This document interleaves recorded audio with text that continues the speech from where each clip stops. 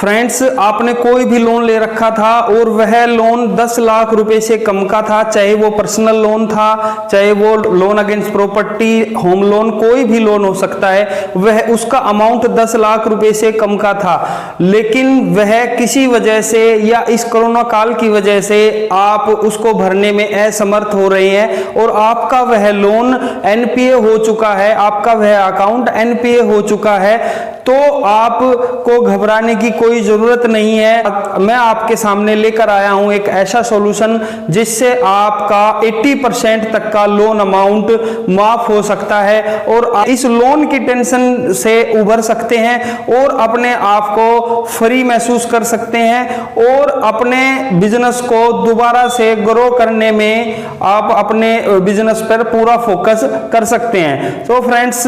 Video को last तक जरूर देखें और आप हमारे YouTube चैनल पर अगर फर्स्ट टाइम आए हैं तो चैनल को सब्सक्राइब करना ना भूलें, बेल आइकन के बटन को जरूर प्रेस करें, शेयर और लाइक करें और आपको भी कोई समस्या है लोन से रिलेटेड तो हमें कमेंट बॉक्स में जरूर कमेंट करें। By the way, my name is Manoj Tyagi and आप देख रहे हैं हमारे YouTube चैनल SBN हरियाणा। जैसे कि मैंने आपको बताया कि मैं आज आपको बताऊंगा कि कैसे आपका 80% तक का लोन माफ हो सकता है। जी हाँ फ्रेंड्स, अगर आपके पास बैंक, आपने किसी भी बैंक से लोन ले रखा है, NBFC से लोन ले रखा है, वह लोन आपका एनपीए हो चुका है या आप उसको भरने में असमर्थ हैं, जो आपका व्यवसाय चल रहा था वह अब नहीं चल रहा है किसी भी वजह से, तो आप उस लोन को भरने में असमर्थ हैं, तो उस पोजीशन में आप क्या करें और आपके पास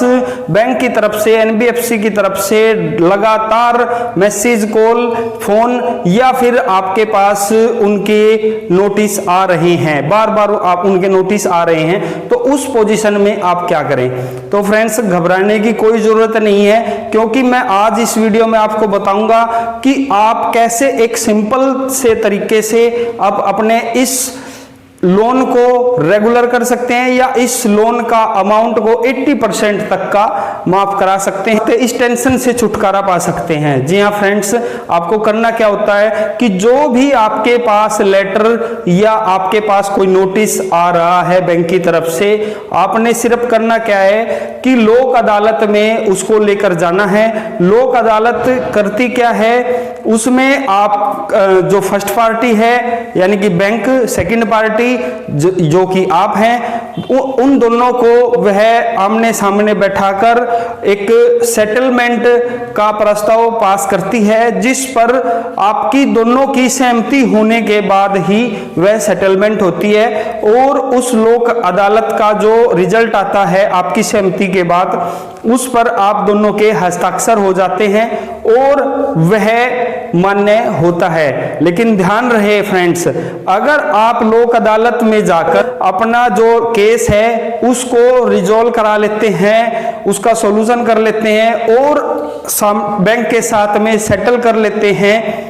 उसके बाद भी अगर आप उसको नहीं भरते हैं तो आपको जेल भी हो सकती है और आपको दंडित भी किया जा सकता है। फ्रेंड्स, ध्यान रहे,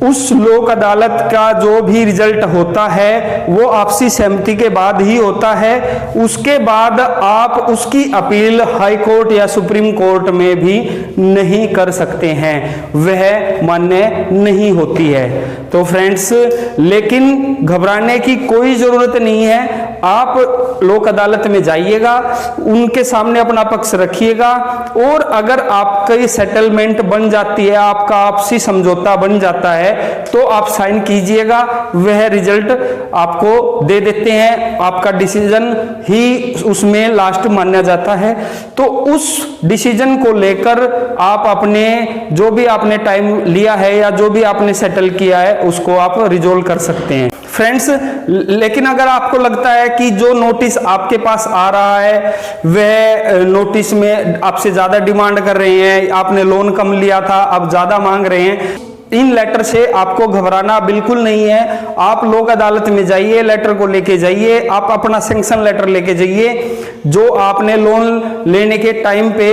एनबीएफसी या बैंक ने आपको दिया था, प्रोवाइड किया था, उन लेटर को लेके आप लोग अदालत में जाइए और अपना पक्ष रखिए। अगर आपकी सहमति बन जाती है तो आपका रिजल्ट होता है और आपका केस रिजॉल्व हो जाता है और आप 80% तक उस लोक अदालत में अपने लोन का प्रिंसिपल अमाउंट को लेस कर सकते हैं। इस तरीके से फ्रेंड आप आराम से अपने केस को रिजॉल्व कर सकते हैं और आप इस टेंशन से मुक्त हो सकते हैं और फिर आप नए सिरे से अपने व्यवसाय पे अपना पूरा फोकस लगा सकते हैं और अपने इस केस को रिजॉल्व कर सकते हैं। फ्रेंड्स, आशा करता हूं कि आपको यह वीडियो पसंद आया होगा। धन्यवाद।